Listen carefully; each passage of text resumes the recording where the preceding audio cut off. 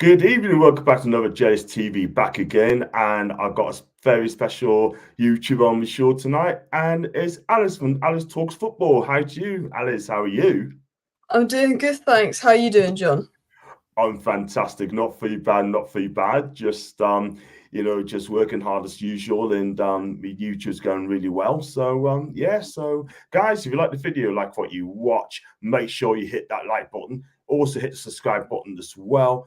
If you'd like to become a member, and there is the link for it as well. So click on that, and then you can copy and paste it how you want to do it, and then you can just join as a member for just 99p. And if you super chat's open as well, and 99p as well. Hi to Leslie, and also share the content as well. So Alice, we're going to talk a bit about Man U first as well, because you're the guest, and I want to talk about Ten Hag. I mean, look, the new owners, Girac, has come in, and obviously you spoke to Eric, and do you think Eric is going to be at Manchester United next season? I don't have a clue in the slightest. It's so hard because I think everyone knows the biggest problem with Man United is not the manager. It's just the way the club operates, the structure, the recruitment, the wider problems at the club. So, and that needs to be addressed first. And it looks like they're doing that with a couple of appointments in. Potentially, Dan Ashworth should be in by summer, which I know we're going to touch upon later. So it's a difficult one because I think, new sort of ownership, it's very likely that things will be changed, particularly the manager.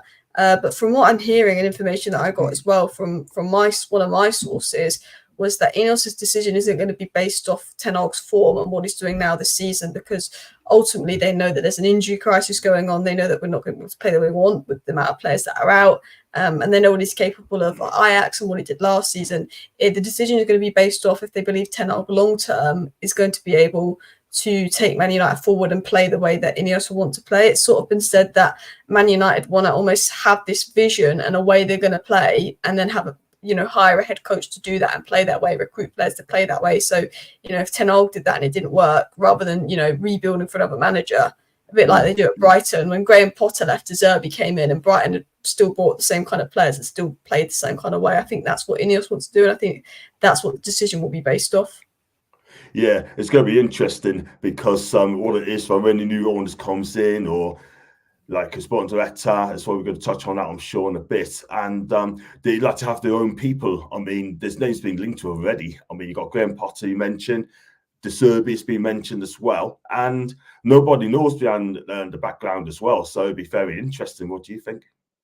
Yeah, I think from what I've heard, the ones that link to the Sporting Lisbon manager, Potter, De Zerbi, Nagelsmann's been linked as well. There's a few rumours about Inzaghi and Zidane, but I don't think there's really anything in that. I think it would be Nagelsmann, De Zerbi, Potter, and of course the Sporting manager are the four main candidates. From what I'm hearing, Dan Ashworth's obviously a big fan of Graham Potter because of what they did at Brighton, and Omar Barada is a big fan of De Zerbi, who would be seen as the first choice candidate to replace Pep, and he came from City.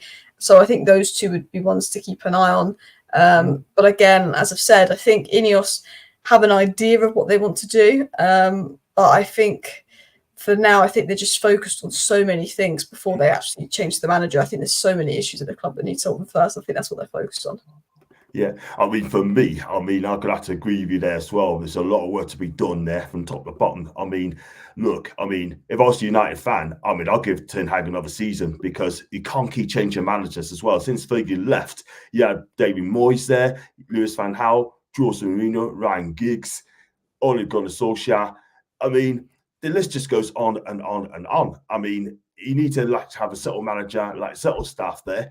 I mean, for me, I think Ten Hag will do well for you, given a chance. If he gets players that he wants and needs, then hopefully you'll be fine. But you need to sort out Marcus Rashford as well. We've got to comment him in a bit. And do you know what it is, right? I mean, personally, if I was a United fan, I'd keep Ten Hag for another year and see how he does. Same. Because you can't keep changing managers as well. Got one from Michael as well. Big up to Michael, by the way. Big great guy as well. Culture issues at United until the top is sorted out the playing and the management side, or I'll really continue as it is. Nobody appears settled there. We're talking about Marcus Rashford as well, because the thing is of him, I don't know what's going on with him. He doesn't seem happy on the pitch. I mean, his performances, for what I've seen, it's not been great. And he just doesn't want to be on that pitch. I mean, he has off-field problems as well with the Belfast situation that's been dealt with. And I don't know what's going on with this guy. I mean, yet he's still getting in the team. I think with Rashford, it's sad because he's been a shadow of his former self this season. I think he's not been as awful as some fans on social media make out, because he's that scapegoat. There'll be 6 players that's bad and there'll be 3 that's worse than Rashford, but everyone on social media will make out that Rashford was the worst. But this season he's been particularly poor, and I think because we know the levels he can hit, 30 goals last season or 30 goal contributions last season, it's frustrating that he's putting in this level this season. And I think it's more the effort. Like, Bruno Fernandes hasn't been good the last few games, but he's been playing with an injury and he never stops running and he never gives up, which is why I won't give Bruno stick for being bad these last few games. Whereas with Rashford, the effort levels aren't there. And I think that's the problem with Rashford. I don't know, it doesn't feel like he's happy or in love with the game at the moment and stuff. And he's come out and just done an interview and stuff to sort of say that he loves United and he's committed to United and all of this. But we need to see him back to his best. In terms of dropping him, though, I think, I don't like him playing at striker. He's not striker. I'm not going to give him too much stick for being bad at striker when he's not striker. It's like when Amrabat's playing left back, he's not a left back, so I'm not going to deep it too much.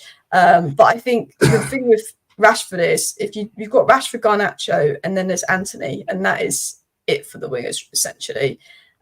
So if you drop Rashford, there's Amma, but Ten Hag doesn't play him. He's a bit like a Lewis Hall, where the manager's just not playing the young guy. So I think if you drop Rashford, then you're moving Garnacho from the right wing to the left wing, and Garnacho's been really good on the right, and then you bring an Antony on who is significantly worse than Rashford. Even though Rashford's performance has been awful, Antony would do a worse job. It's just the social media, I think, make you believe that Rashford is the worst.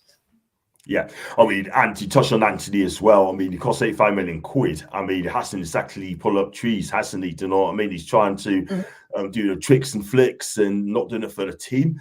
I mean, there's even talks of saying that he could be sold for a lot less than the 85 million quid you paid for. I feel sorry for the kid, because at the end of the day, he had his off-field problems as well, helping in Brazil, and now he's back. For me, I mean, if I'm honest with you, I mean, I'd get as much money as possible and get him back as well, because I don't think he's settled. I don't think he's used to the Premier League, in my opinion. But, I mean, Ten Hag got faith in him. And I think, in my opinion, I mean, I don't know about you, but I think you made a mistake there, get him into United.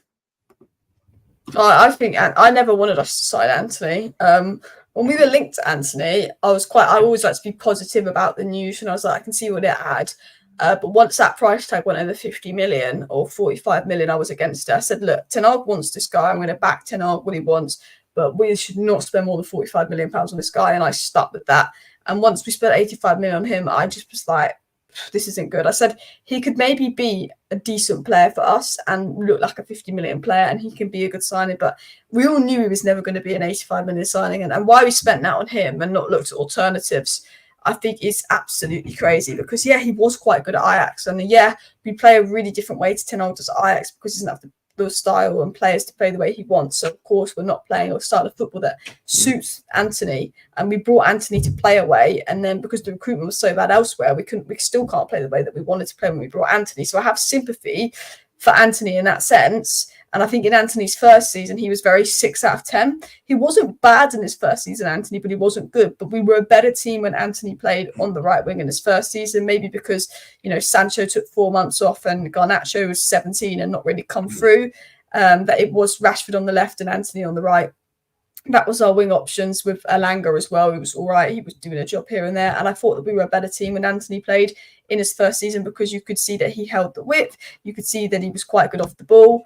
But this season, Antony has, and I don't like to be negative, but he has been a new level of bad. Like, there's certain players that, Rashford's had bad games, Bruno's had bad games, and they get the most attention on social media, followed probably by Antony. But Antony this season has been bad, whereas last season he was very not good, but not particularly bad. He was just not good enough for United. This season he's been so bad. I honestly think we'd be lucky to sell him. which I don't like sounds so negative, but yeah. Yeah, I know what you mean. I don't like to be negative in my team as well, but facts have to be spoken to if the players are just not delivering at all. But 45 million quid, I agree with you. That's the limit. But 85 mil, whew, I tell you what, you could pay 85 million quid for Big Almiron anytime soon. So, Oh bless. Nah, I tell you what, if it's not going to be Ten Hag for me, I mean, I'll put you on the spot now. Who would you have as manager if Ten Hag does get the push?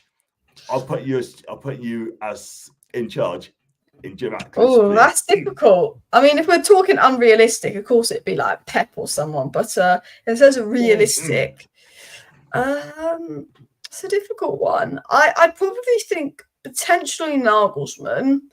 I think in terms of the ones linked, I think he's the most promising. Just because I worry about Potter at a big club getting swallowed up again. I think Potter's a really good manager. I think what he did at Chelsea doesn't represent Potter as a manager, but I do worry about him with the egos of Man United if he struggled at the media pressure of Chelsea. De Zerbi, I think, is good, but I think he's a little bit overrated. I actually do, which some people might disagree with me on that.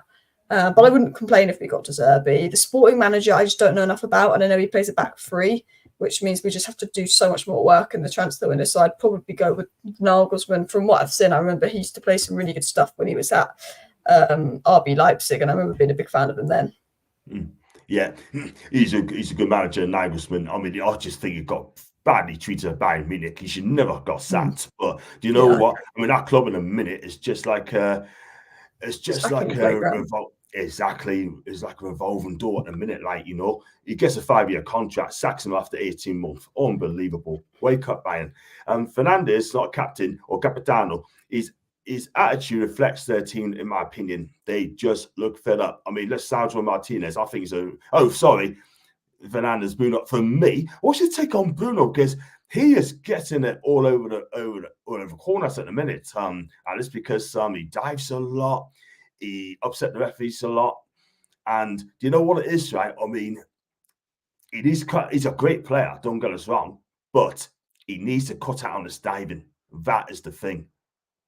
And he doesn't need to do that because he's a fantastic player. He doesn't need to do it. I think the thing with Bruno is I don't think he dives more than certain players. I think because he plays for United, he gets a new level of attention. Like Diogo Jota, the amount of dives I've seen him do for Liverpool. Mo Salah as well. I mean, Diogo Jota, I think he dived versus Newcastle when it got a penalty. I think it was that game.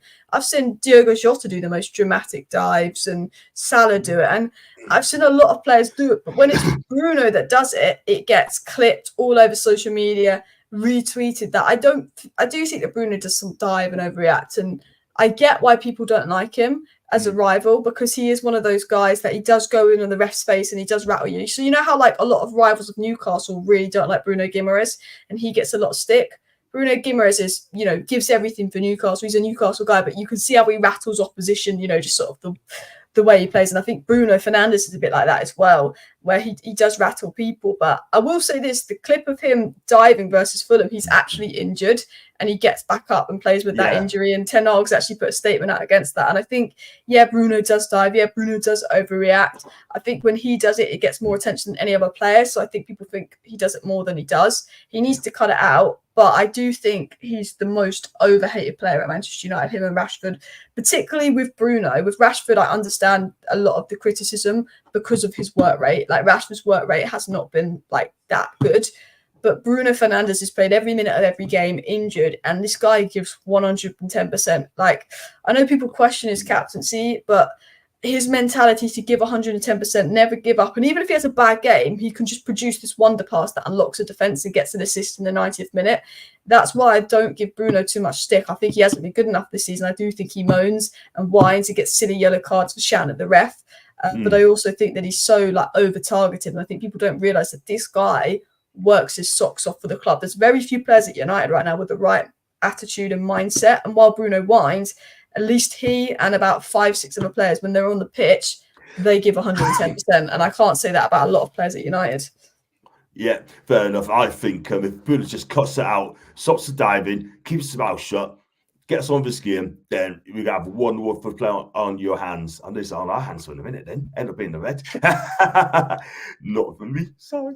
Big up to you on Bayesian Reds TV. Big up to you, my guy. And Alice loves your content. Bravo to you. Wouldn't mind a collab sometime. Well, she's hot property. You got to be on the ball. And let's go for some comments as well. Keep those comments coming in. So, any questions from Alice, please just ask HOWAY. She will not mind answering them at all whatsoever. Hands off, Eddie. We are going to talk about Eddie in a bit. And the chat could be worse. Newcastle fans, the cup draw could have been us here at West Ham, out the third and Bristol City. Wow. Big up to Nippon as well. Hope you're good. You can have Longstaff for 50 mil if you still want it. Sean Longstaff for me. 5 years ago, he could have had him. He could have had him, but we need him now. But long term, we don't. Like we could do with him in the midfield now because we've got no legs. That is the thing. That is the thing. We all watched it. We've got to talk about Sean as well. I'll get your opinion on him as well. But for me, I mean, I'm just going to say that Bruno's not a captain. He is not good. Doesn't do the hard work. He needs Fernandes 8. I think he does the hard work. I just think he could be wasteful and he could be frustrating. But I think he does the hard work in terms of running around and stuff. Yeah. Big up to Harry, by the way. Scarfy Spurs talk. Make sure you subscribe to this guy's channel. He's only 15. He is a hot talent. This guy does all the content. He goes to Tottenham Stadium, chats to the players, and he is so popular. He is the great. He is the real deal. The real deal. Rooney says he wants to come back into management ASAP. He clears United. He said he wants to manage United within 10 years. For me, he can do it at Birmingham. He could do it at DC United. And you know what it is, right? I mean, with Rooney, he did okay at Derby. I'm not going to lie. But for me, I think he should be assistant manager for a couple of years and then come back into management on my opinion. Do you know what I mean? Because at the minute, when he went to Birmingham, he took them from 6th down to 20th. Do you know what I mean? I just don't understand 100%. That. Don't understand that at all. I do think at Birmingham, because the other managers shouldn't have been sat, that maybe naturally the players just didn't bring that liking to Rooney. It was a silly decision to bring him in the first place, but I do agree with what you're saying. Cool. Brilliant stuff. Can you imagine black and white, right where it was on the cup? It'd be mental. Lorraine, I'll be real. I just can't see it happening, and I'll just be realistic. Please beat City, though. Oh, we do. I really hope we do. But for the way we're at the minute, not for me. I love to do it. I know people say you've got positive, but at times I've got to be realistic as well. Christopher Alice from Nippon, a big Chelsea fan. If Ten Hag gets sacked in the summer, who would you take? Would you take into Simone Inzaghi as a replacement? I don't know. Big things. I don't know loads about him, but when I've watched Inter play, I have been impressed. So he would definitely be a candidate if I did a bit more research, for sure. Yeah, cool. Okay, you can now have Longstaff for 5 mil. That's in jolly 9. Jeez, that's not like Longstaff. Wow, sure. Well, Matty Longstaff breaking news is off to Toronto FC. He's gone to Toronto FC. I forgot about Matty Longstaff. He scored a goal against us and then just disappeared. I know. I saw Matty Longstaff Trafalgar Square last year, and he had a hat on, and it was just a shame I couldn't do a content with him for a couple of minutes to get some questions. I missed a trip there. Should ask him some questions there. Matty Longstaff on JSTV. Wow, it'll be amazing. Let's go talk about Newcastle. We're going to come back. Actually, we're going to talk about Dan Ashworth. Yeah, I mean, it looks like it's going to be ahead. I mean, we still want 20 mil, but apparently, they're going to try and get it for a bit less money as well. So Dan Ashworth is definitely going to go to Man U as the new sports director. For me, I'm gutted because he would have done good things with us. But this has been coming, to be fair. The moment you was after him, I thought he would have been off. But what's your take on Dan Ashworth? One of the first thing to him, I didn't think we were going to get him. I was quite shocked, actually. Well, once as the weeks went on and the rumours came out, I thought we were going to get him. But when we first thing to him, I thought, not a chance. This is media BS. But then when we got Omar Barada from Man City, I was like, maybe there's something here. Maybe with Brailsford's relationship with Ashworth, there's something here. And as the weeks went on, I thought, okay, that's good. I'm absolutely glad we're getting Ashworth in. I think he's exactly what we need. I think we've needed him for a while when he rejected us in the past. And I think the fact that he's now accepted us says that he believes he's going to be given the freedom at the club. And finally, we're going to change at the top of the club and have the structure in place. I've looked at what he's done at West Brom, England, Brighton, and I'm very, very impressed. I just hope that fans are patient with him, because I think we've got a lot of Man United fans, if they don't see success within a couple months, will go, oh, Dan Ashworth wasn't worth the compensation, we're going to pay Newcastle. But I think, it's about what he's going to do in 3-4 years to come. I think even at Newcastle, when he's left, you'll see things that he's done with the academy and small changes. He puts things in place. So I think it's about what he does in the long term, which is needed. I understand why Newcastle will want 20 mil for him, but I think it'll be settled around 12 mil, because United have got no money because of FFP, and Newcastle won't want to pay him to do nothing. So I think it'll be settled at around halfway that. Yeah, I think you're right, Ashley. I mean, 20 mil is going to be tricky, but do you know what? At the end of the day, I mean, I'm thinking probably get about 10 in the end. There's got to find a way. It's got to be like a happy medium, and I think it will happen very soon. Where's your positive vibes? You know what? I'm a positive guy, but also I like to be realistic as well. And you have to be, because as things stands, this is Man City, the best club, the best team in the world, in my opinion. Champions League as well, Premier League winners as well. So I'd love to see us beat Man City, but we're missing Joel Linton, yeah. And we should see what happens. I was going to say, agree with Lorraine. That's what Jolly's saying. Good riddance. He says good riddance. Not me, mind. You can't always get riddance, Amy, because you love you. That's right, Roger. Buy one, get one free. Great bargain, Longstaff and Henrik. The lad has talent, according to Steve Bruce's bargain. He's basically saying Steve Bruce should be the next manager of Man U. That's what Alan's saying. And he's a wind-up merchant. So, and Dan doesn't want to be at Newcastle. Good riddance. Wow. And then we've got one, Dan Ashworth can go, but you've got to take Longstaff in the deal as his back average. Do you agree with that one, Alice? Take Longstaff, first signing? I'd have taken Longstaff on loan to the end of the season, but I wouldn't have taken him on a permanent. Fair enough. Well, you have to take a season-long loaning in the summer. So that would be fine. Let's go on to Newcastle, right? I mean, obviously, we're going to hit to 8 o'clock. Eddie Howe. Now, I don't know if you saw it, right, on social media. I mean, they're talking about him being under pressure because last season, he was magic. This season, not so magic, yeah, because we're 10th in the league in a minute, and it has been going well. But do you think Eddie Howe has got credit in the bank? Yeah, I think Eddie Howe should be given time at Newcastle. I think he overachieved last season, and because he overachieved last season, people expect more from him this season. And I think when you look at the lineup that Eddie Howe is having to put out because of all the injuries he's have, and basically Tonali, his new signing's not been available. Lewis Hall, his new signing, he's just not played. Harvey Barnes' new signing's basically missed 90% of the season. Yeah. And Livramento was never going to be a first-team starter, but I'd probably play him over Burn at left-back. When you look at it, he brought 4 new signings in. None of them have actually been regulars this season. All of his players, like 60% of his players that got him in top 4 last season, when a lot of the other teams were a lot worse off last season, are injured. So I think, to be honest, I think Eddie Howe overachieved last season. Injuries and squad depth at Newcastle. And I think if he gets proper recruitment, Newcastle will be fine to push on with him next season. I think he's a good manager.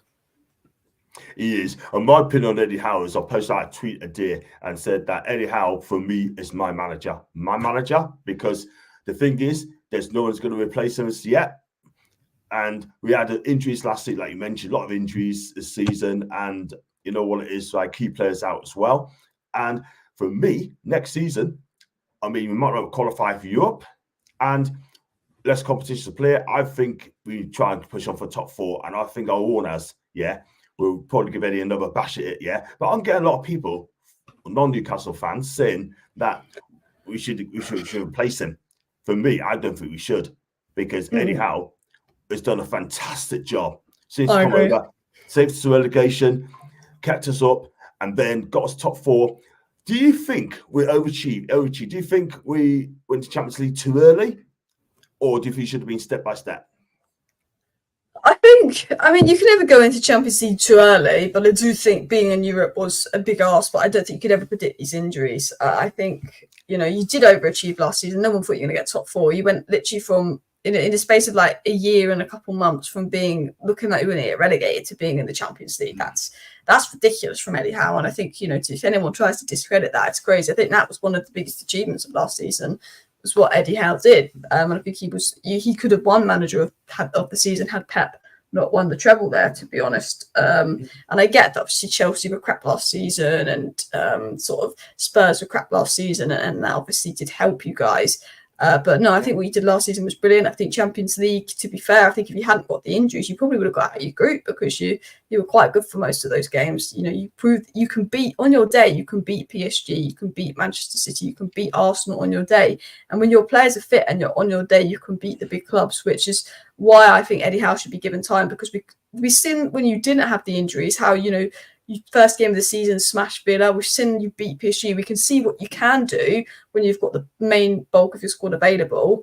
And we saw what Eddie Howe can do last season. And I think this whole sack Eddie Howe narrative from people that aren't Newcastle fans is because it's such an easy opinion to have. They'll look at the results, they'll look at where Newcastle are at, they'll look at the money spent, and they'll say sack Eddie Howe. But if you watch Newcastle and you sort of understand a little bit about Newcastle, and I think a lot of, you know, pundits and mainstream media, they just watch the big six. Do you know what I mean? I think if you actually understand the injury crisis that Newcastle was in, you understand that none of their new signings have really implemented themselves this season, and the players that Eddie Howe's had available and what he'd done in the past, and also just sacking managers every 2 years just isn't smart. I think that you then look at it from the side of, yeah, Eddie Howe should be given time. But I think the mainstream media won't look at Newcastle because they're not big six club. We'll see they've lost games, see they've spent money, it must be sat. I think that's always the rationale for mainstream media.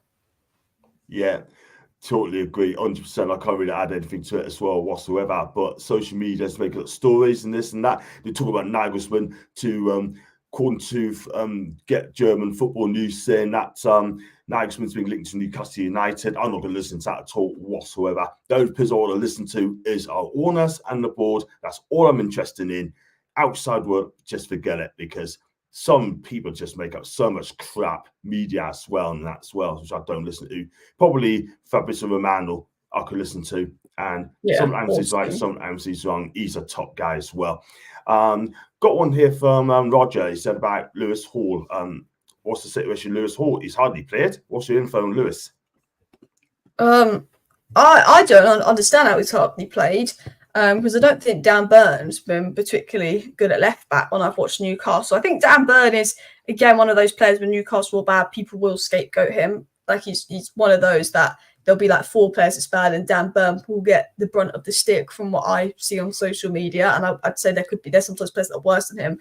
But I don't think for the most part Dan Burn has been good enough at left back, particularly in those games where he's coming up a bit of a tricky winger, a quicker winger.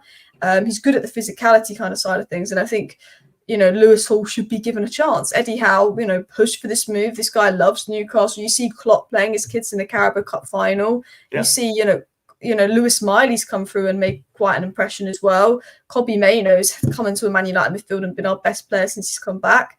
You look at all these managers bringing kids through, particularly Klopp, Ten Hag, and even you can look at Lewis Miley and say, why isn't Lewis Hall being given a chance when, you know, you need to rotate because of injuries?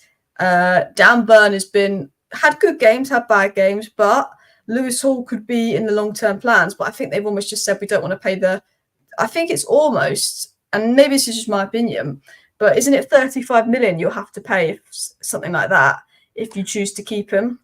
No, it's 28 million quid. I mean, season-long loan and obligation to buy for 28 million quid. Yeah, I think something to do with that obligation to buy, and them thinking FFP crisis, we can't afford to spend 28 million on this risk. I think they don't almost want him next season, and maybe that's something to do with it if they're looking for a way out of that obligation to buy or something. Yeah, I think it's a bit weird. Yeah, sorry about the reception, by the way. I don't know what's going on in the reception, but I hear you anyway. German reader, Gibberish. Yep, I agree. I mean, Ian's got a good question as well.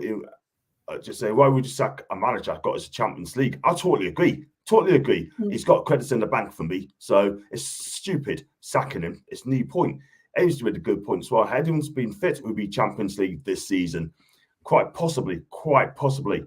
And let's go for some more as well. Ames on the German media. I agree. And we've got one here from Ian Gary. Big up to AG10. I hope you're fantastic.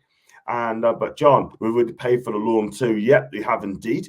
didn't know that, but we have indeed. Thank you, Raj. I wouldn't admit he needs his own player squad. I'm not expecting miracles this season now, but we keep going 100% behind Albie. Gary V, big up. Thank you very much indeed. Hall doesn't play as he was an answer signing and not who Eddie wanted. And you know what it is, right? I mean, on Lewis Hall, right? I mean, there's been an argument between Eddie and Dan Ashworth, yeah? I mean, obviously, Dan was the sport director. I don't know what's going on behind the scenes, but the manager and the sport director has got to get along very well. If they don't, then this could be a problem. Yeah, I agree. I do think, because I never thought that Dan Ashworth would leave Newcastle for United just because of everything going on at Newcastle. But I did hear rumours about stuff that's gone on with Dan Ashworth and Eddie Howe. Do you have any more insight on that, or is it very much speculative that you don't know what's true and what's not true? Because that again, Alice, because I was just what would you say it again? Sorry. What is this sort of Eddie Howe, Dan Ashworth story? Is it speculative, so you don't really know what's true and what isn't true? Or do you believe that it is true that there has been some kind of fallout between Eddie Howe and Dan Ashworth? Again, it's social media, Alice, as well. I just think it could be a falling out. I mean, Eddie Howe had a press conference, he's asked about Dan Ashworth, and he's just given a short, sweet answer, sort of thing. He didn't once said about, you know what, it's sad to see him go, he's been fantastic. You know, he just basically tried to avoid that question and he just moved on. That's what I was told. So, what you will, but the way Eddie's going on, it just didn't look good at all whatsoever. So, if he really wanted to keep Dan Ashworth to stay, he could have done everything he can to make him stay. So, it is sad, but we move. We got to get on with it. You know what I mean? Just move on to pastures new, get someone else in to do a fantastic job. We're Newcastle. We just move. So, big up the Kit Kat. John, you have Alice on. Our favourite closet Liverpool fan. That's in Kit Kat. Bless him. Alice, Eddie was not involved at all with the Lewis Hall signing. He knew absolutely nothing about it. Well, that's the first I've heard. I'm not going to lie. That is bad. If that's true, that's bad. That's very Ed Woodward Man United, if that's the case. That is shocking. Thanks for that, Lorraine, and thanks for bringing that up as well. And you take care, Jolly 9. Enjoy your fish and chips to your Nana. Say hi to your Nana, by the way. And we have a fantastic evening as well. The people ask for Eddie out must be Mackems. They haven't even got a team or a city. Exactly that. And Hall definitely got blacklisted by Eddie. That's an Amy. And everything good night to Jolly. We may not find that, John. Exactly. Because they don't tell us anything as well. And Ian's no one wanted Ashford out. And also he said about Ashford as well. Remember last time you asked for what to call me, just call him Bruno, mate. I'm going to call him Bruno then. I'll call him Bruno. But not Bruno Fernandes, by the way. So, yeah, touching on that, right? I mean, if you look at Newcastle, we're 10th in the league. Can you see us getting into Europe this season by any chance? Or do you think we're going to just miss out? It depends on injuries, really, because I think top 5 is the current top 5, Villa, Spurs, obviously Arsenal, City, Liverpool. But I think all the other positions are up for grabs. Man United are quite hit and miss, but Højlund, Martinez and Shaw have all got injured in the last 2 weeks. That have 3 starters. Bruno Fernandes and Varane are playing with injuries, so they could get injured even worse. Other players are injured. Mason Mount, Malacia, Wan-Bissaka. We've got no fullbacks. We're playing Lindelof at left back. So Man United could drop off because of injuries, and they've still got to play City, Liverpool and Arsenal. Brighton, again, they've got injury issues and they're going to be in Europe and you're not going to be in Europe. West Ham, who are above you, are going to be in Europe and you're not going to be in Europe. So I think it depends on injuries, to be honest, with Newcastle. I think you're only I think 7th can get you in the Conference League and you're only, 2 points off Brighton. So I think you can definitely finish in Europe because Brighton and West Ham are going to have more games than you. Chelsea are just Chelsea. Wolves have been good, to be fair to them. They could give you a bit of competition, but they've just got some injuries with Cunha that might be a bit of a miss. But I think, you could. I think you could finish anywhere between 10th and 6th. I really think you could, to be honest. And I think it's all about sort of injuries with you guys, I think. Yeah. That's exactly right. I mean, look, if you've lost to Blackburn Rovers, then people say season's over, season's over. Let's be real, but it's not over. We still got plenty to play for, yeah? Still got to be positive. All right, Lorraine? Positive vibes. Got it. And going for, Lorraine's good. She's really good. Amy P, Man United, because AG10 wants to know Alice supports AC United. And she's a massive big name on the YouTube platforms as well. And I want to touch on as well, I mean, Sven Botman, I mean, last season, he was absolutely fantastic. I mean, can't go any wrong with this guy. But this season, I think he's carrying a knee injury and he's still playing. Surely he needs a bit of a rest. Don't know when he'll get that knee seen to, because at the end of the day, it's not the same Sven Botman I've seen for last season. Yeah, he was really good last season, Sven Botman. He was one of the stand-up players. And I think he started this season really well for you before. I mean, he got injured about 6 games into the season, but he did look really good in the first couple of games for you this season. Even in like the Manchester City game, you lost second game of the season. I think Botman was probably man of the match in that. He was unlucky, and I think he's definitely a good player. I think there's multiple things. I think with the team's not playing as well and he's getting less protection, because I think your midfield is getting run through a bit, that he's going to have a lot more to do. I think to that extent. But I do think with Botman, I think he's probably playing injured and that's why he's dropped off. And that's a big risk, because players aren't going to play as well when they play injured, and you risk making the injury worse. So I think you should rest him, because Malacia and Wan-Bissaka are injured. We played Luke Shaw injured versus Luton Town, and maybe Luke Shaw would have missed 2 or 3 games. Now Luke Shaw's out for the rest of the season because we played him in that Luton Town game. We're playing Varane and Bruno injured. Varane was actually really good, but Bruno's been quite poor and he's been playing injured the last 4 or 5 games, and he's on painkillers and stuff. I do think when players are injured, they lose a little bit of that burst of pace because they don't want to move as quick. And that's quite important as a defender, the recovery pace and those quick reactions. He might not want to move his legs as quick. So I do think I get why they need Sven Botman to play, because you don't really have much centre-back depth. It's Shah, Botman and the cells, really, unless you move Burnin. You don't really have any depth. So I understand it, but I definitely think he needs a rest. He needs a bit more time, 100%. Yeah, I totally agree with you. And I was going to say, got some from Alan. So big up to Alan, by the way. If you get Kevin Keegan, that's a new SD. We win Champions League. Alan, I mean, Keegan was signed in 2008 and he's 16 years on. He's 74 years of age. I cannot see him getting back into football. Can you, Alice? I can't see him getting back to football. Or do you think football's moved on or where? I can't see it happening. I can't see it neither. Good idea, though. I agree with Roger there. He will not take that role at all whatsoever. But you know what? It's great to see Kevin back into capacity, but I just kind of see him back in football, unfortunately. And Lauren thinks it's incredible. He needs to be in the capacity somewhere as well. Age just a number. Just can't see it. I mean, let's go on to the comment. Aaron, big up to Aaron, by the way. Hi, John. I can't believe we've got yous in the FA Cup 4th time this season. Should be keeping Howe in. I'm ready for a quicker score this weekend. Alice has a good channel to big up, and Alice is absolutely amazing. I watch her channels, and she is so passionate, especially on the watch along as well. She is so exciting. If they lose the game, you know what? I'll tell you what, she's one of the best on there. One of the best as well. And talking of the FA Cup as well, we got Man City in a couple of weeks' time at the Etihad. What chance have we got of beating Man City at the Etihad? Or is it a big ask? Well, the thing is, I remember you had loads of injuries and you knocked them out of Carabao Cup, didn't you? So the thing with Newcastle is you can beat PSG, you can beat Man City, you can even beat Arsenal, you can beat us every game this season.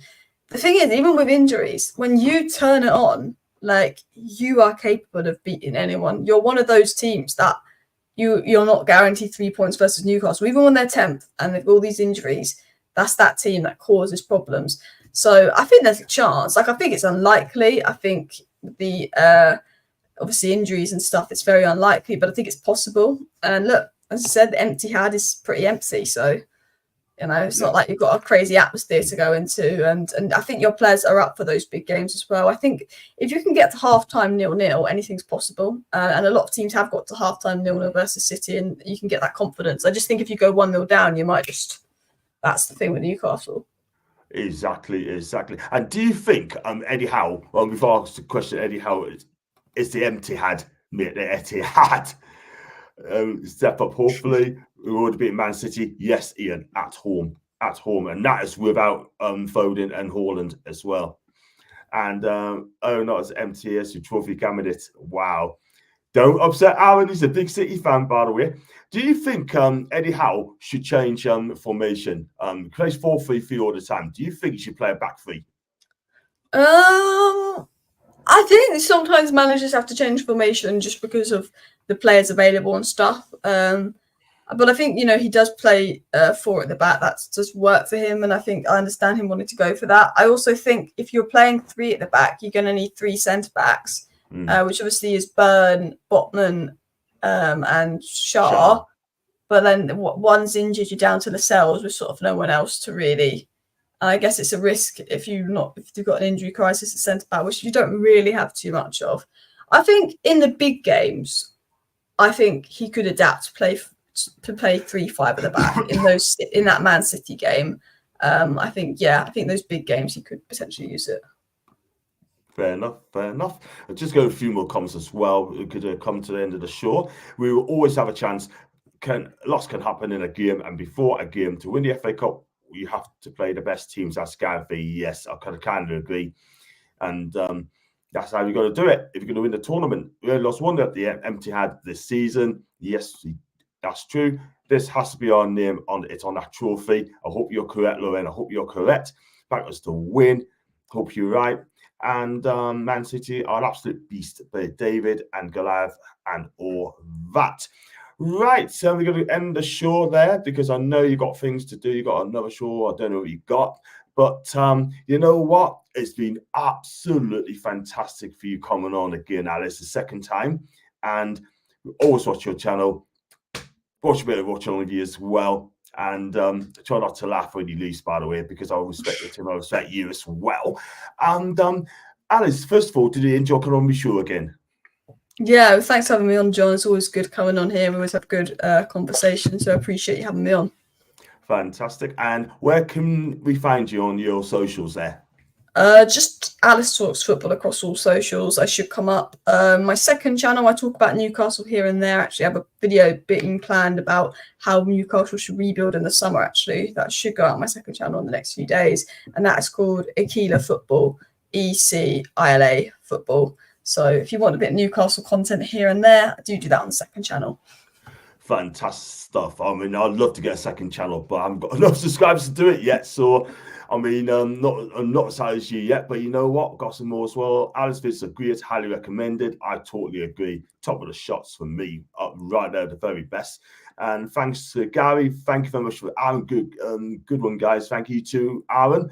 And thanks to Leslie. Thanks to Amy, Lorraine, Gary, and Roger and Alan and everyone in the chat as well. I have a quick review backstage very quickly as well, if that's all right with you, just a minute. And if you like the video, like what you watch, and it's posted on the channel at Old Trafford. And, oh man, it's a bit of a mess, but Inios will fix that. Exactly. Thank you, Alan, as well. Thank you, AG, as well. So if you like the video, like what you watch, guys, I'm going to sign off. I should be back tomorrow for the match preview with Philip and Paul, and hopefully Wolves fan. If you like what you watch, thank you so much for watching. Like, subscribe, and as always, a winner, lads.